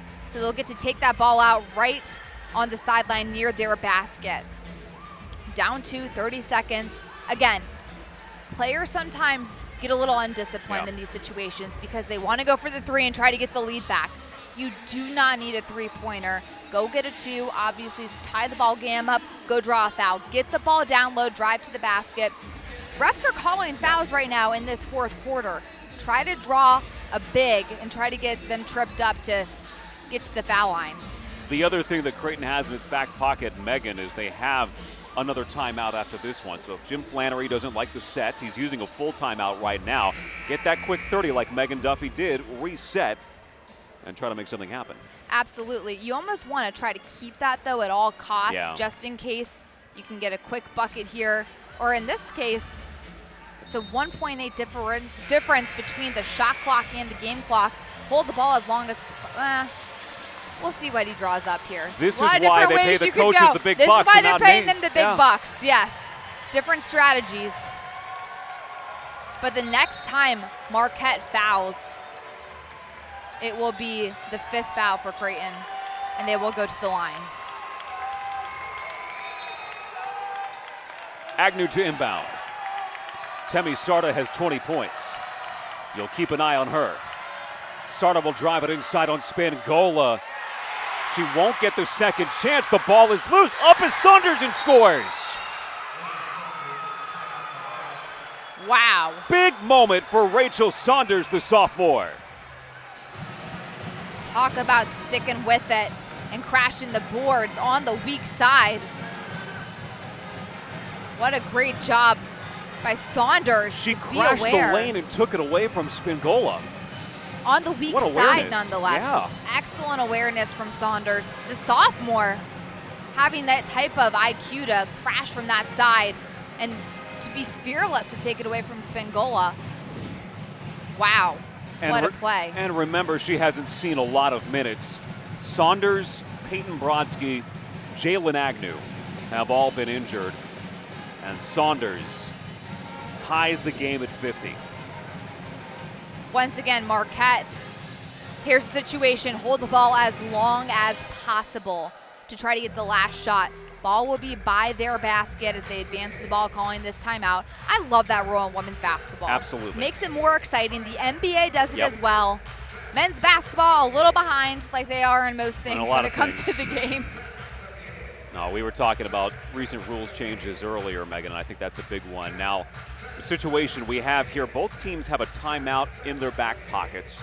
Possession arrow favors Marquette with possession of the ball, so if they get in trouble there, they'll have that second opportunity. Of course, the shot clock is off with the game clock at 20 seconds.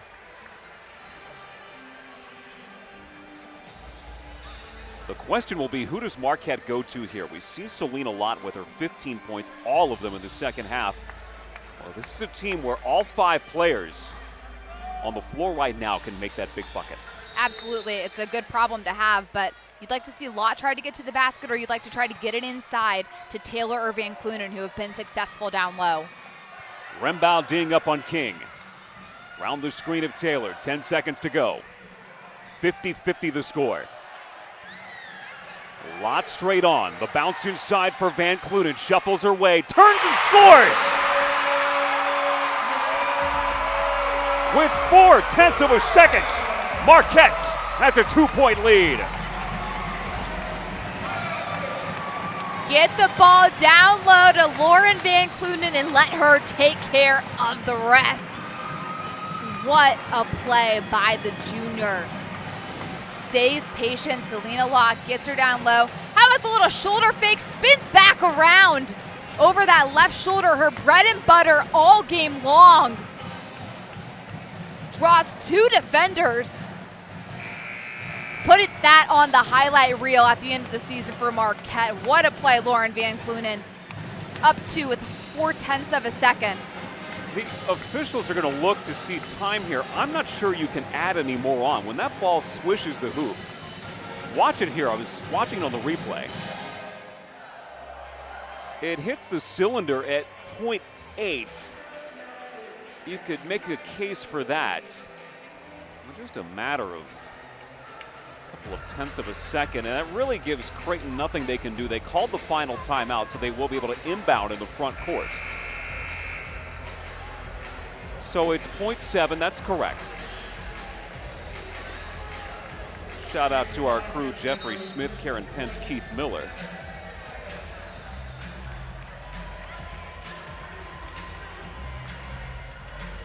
.7 the time on the clock. Creighton needs 2 to tie and 3 to win. Creighton, this is a quick catch and shoot as fast as possible. Elder will inbound. Agnew calls for it. Floated to Agnew. Agnew gets it up. Marquette has won its 5th straight game and its 7th in a row in the Al McGuire Center. Really good play drawn up by Creighton head coach Jim Flannery to get a last-second layup. Marquette stays disciplined on defense. What a finish to this ball game. After trailing by 13 at the half, Marquette comes back to win this ball game by 2. 36-18. Marquette outscoring Creighton in the second half. Here is how Lauren Van Cloonan got the go-ahead buckets. Van Cloonan, 10 points. We're back to the Al in a moment. You're watching Marquette Women's Basketball on the Big East Digital Network. We're different here. We don't just get up for another day. We rise. We don't just work. We endeavor. We're women and men, for and with others. We have hope, we believe, and we celebrate. Why are we different? So we can be the difference.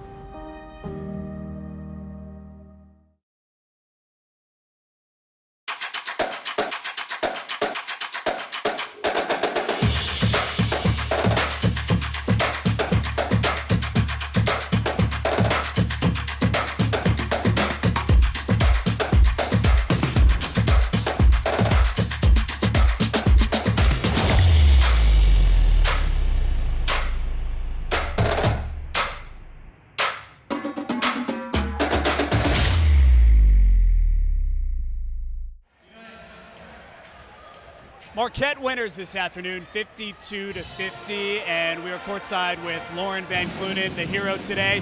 Take us through that last play where you hit the game-winning shot with 0.7 seconds to go. Yeah, Coach drew it up in the timeout. She called a timeout, and she said she wanted to get Selena off a ball screen, and she said for me and Selena to go to work, and Selena was able to cut it off, so she went right to me, and we practice it every day. It's late game situations, and we executed today. You guys now have second place in the Big East, sole possession of second place in this conference. Describe the battles that take place in this conference, no days off. Oh, the Big East, I 100% believe one of the best conferences in the country. I mean, there is absolutely no days off. If you take a day off, that's an L. So I think that's huge for this program, and it's a big win for us. And for this conference, we show that we can play against anyone. You guys were down by 13 at halftime, come out in the third quarter with a huge surge. What was it that changed for you guys at the half? Coach talked to us. She said this is not us at all. It was our mannerisms, everything. Our execution was not us whatsoever. We said we had to push that half away, and we had a whole new start, and I think that got us going. All right, Lauren, congratulations. Thank you very much. Patrick, Megan? Cloonan is the attitude player, the positivity player for this Marquette program. She has been an anchor for this team, as Coach Megan Duffy has told us time and time again. One of the heroes today, Marquette, with a comeback in the second half after the Blue Jays had a 13-point lead. Marquette outscoring Creighton 36-18 in the second half. For Johnny Soper, for Megan McEwen, and our entire Big East crew, I'm Patrick Reed saying so long from Milwaukee. Marquette, a winner 52-50. They have won their 5th straight game in the Big East.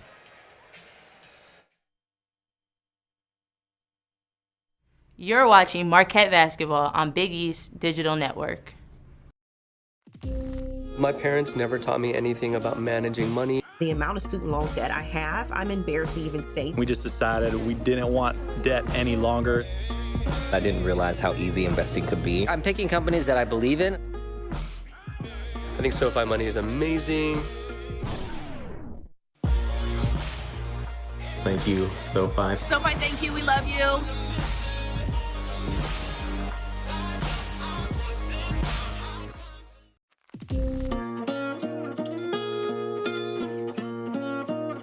The amount of student loan debt I have, I'm embarrassed to even say. I felt like I was going to spend my whole adult life paying this off. Thanks to SoFi, I can see the light at the end of the tunnel. As of 12 p.m. today, I am debt-free. We have no debt. We don't owe anybody anything, and it's fantastic.